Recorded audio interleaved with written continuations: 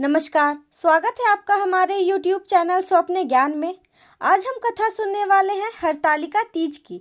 हरतालिका तीज एक ऐसा पर्व है जो भाद्रपद माह की शुक्ल पक्ष की तृतीय तिथि को मनाया जाने वाला है। इस साल यानी 2020 को यह पर्व 21 अगस्त को पड़ रहा है। इस दिन सुहागन महिलाएं एवं कुंवारी कन्याएं व्रत रखती है। हरतालिका तीज के दिन हम भगवान शिव माता पार्वती की विधि विधान से पूजा करते हैं। तो चलिए हम हरतालिका तीज की कथा सुनते हैं। एक बार भगवान शिव ने पार्वती जी को उनके पूर्व जन्म का स्मरण कराने के उद्देश्य से इस व्रत के महत्व की कथा कही थी। श्री भोले शंकर बोले, हे गौरी, पर्वतराज हिमालय पर स्थित गंगा के तट पर तुमने अपनी बाल्यावस्था में 12 वर्षों तक अधोमुखी होकर घोर तप किया था। इतनी अवधि तुमने अन्न न खाकर पेड़ों के सूखे पत्ते चबाकर व्यतीत किए। माघ की विकराल शीतलता में तुमने निरंतर जल में प्रवेश करके तप किया। वैशाख की जला देने वाली गर्मी में तुमने पंचांगिन से शरीर को तपाया। श्रावण की मूसलधार वर्षा में खुले आसमान के नीचे बिना अन्न जल ग्रहण किए समय व्यतीत किया। तुम्हारे पिता तुम्हारी कष्ट साध्य तपस्या को देखकर बड़े दुखी होते थे। उन्हें बड़ा क्लेश होता था। तब एक दिन तुम्हारी तपस्या तथा पिता के क्लेश को देखकर नारद जी तुम्हारे घर पधारे। तुम्हारे पिता ने हृदय से अतिथि सत्कार करके उनके आने का कारण पूछा। नारद जी ने कहा, गिरिराज, मैं भगवान विष्णु के भेजने पर यहाँ उपस्थित हुआ हूँ। आपकी कन्या ने बड़ा कठोर तप किया है। इससे प्रसन्न होकर वे आपकी सुपुत्री से विवाह करना चाहते हैं। इस संदर्भ में आपकी राय जानना चाहता हूँ। नारद जी की बात सुनकर गिरिराज गदगद हो उठे। उनके तो जैसे सारे क्लेश ही दूर हो गए। प्रसन्नचित होकर वे बोले, श्रीमान, यदि स्वयं विष्णु मेरी कन्या का वरण करना चाहते हैं तो मुझे भला क्या आपत्ति हो सकती है। वे तो साक्षात ब्रह्मा है। हे महर्षि, यह तो हर पिता की इच्छा होती है कि उनकी पुत्री सुख संपदा से युक्त पति के घर की लक्ष्मी बने। पिता की सार्थकता इसी में है कि पति के घर जाकर उनकी पुत्री पिता के घर से अधिक सुखी रहे। तुम्हारे पिता की स्वीकृति पाकर नारद जी विष्णु जी के पास गए और उनसे तुम्हारे विवाह की निश्चित होने का समाचार सुनाया। मगर इस विवाह संबंध में बात जब तुम्हारे कान में पड़ी तो तुम्हारे दुख का ठिकाना ना रहा।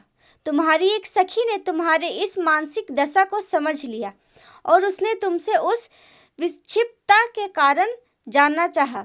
तब तुमने बताया, मैंने सच्चे हृदय से भगवान शिव शंकर का वरण किया है, किंतु मेरे पिता मेरा विवाह विष्णु जी से निश्चित कर दिया।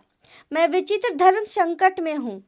अब क्या करूँ? प्राण छोड़ देने के अतिरिक्त अब कोई उपाय नहीं शेष बचा।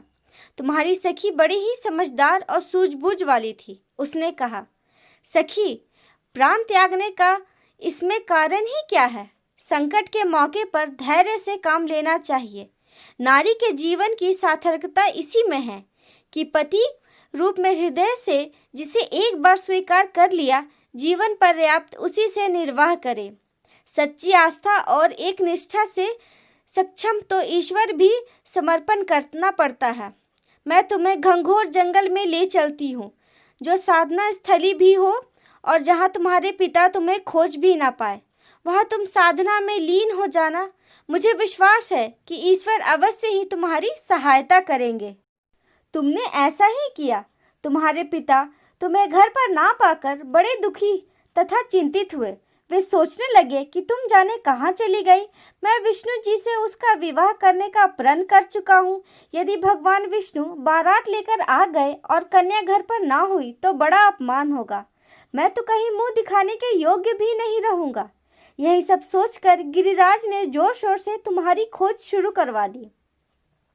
इधर तुम्हारी खोज होती रही और उधर तुम अपनी सखी के साथ नदी के तट पर एक गुफा में मेरी आराधना में लीन थी। भाद्रपद शुक्ल तृतीय तिथि को हस्त नक्षत्र था। उस दिन तुमने रेत के शिवलिंग का निर्माण करके व्रत किया। रात भर मेरी स्तुति के गीत गाकर जागी। तुम्हारी इस कष्ट साध्य तपस्या के प्रभाव से मेरा आसन डोलने लगा। मेरी समाधि टूट गई। मैं तुरंत तुम्हारे समक्ष जा पहुंचा और तुम्हारी तपस्या से प्रसन्न होकर तुमसे वर मांगने के लिए कहा। तब अपनी तपस्या के फलस्वरूप मुझे अपने समक्ष पाकर तुमने कहा, मैं हृदय से आपको पति के रूप में वरण कर चुकी हूँ।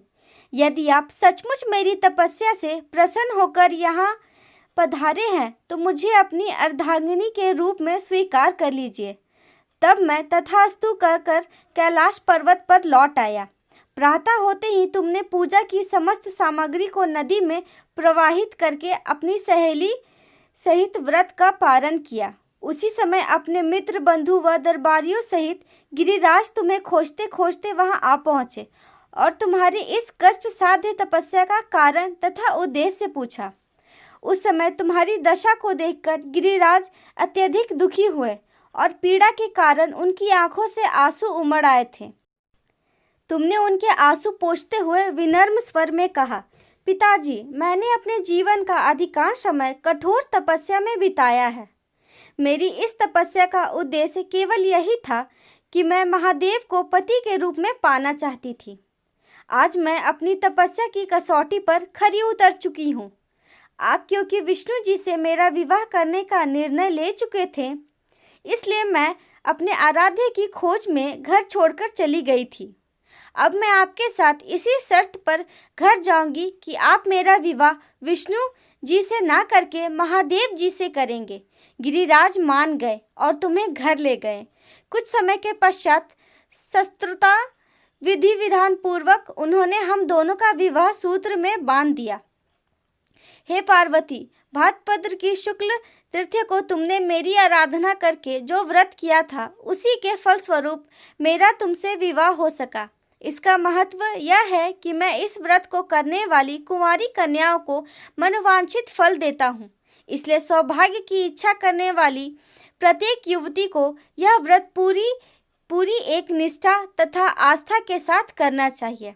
यह थी हरतालिका तीज की कथा। अगर आपको हमारा वीडियो अच्छा लगा हो तो इसे लाइक करिएगा, शेयर करिएगा, चैनल को सब्सक्राइब करिएगा और हमें कमेंट करके बताइएगा आपको किस नए विषय पर वीडियो चाहिए, हम ज़रूर बनाएंगे। धन्यवाद। आप सभी को हरतालिका तीज की ढेरों शुभकामनाएं।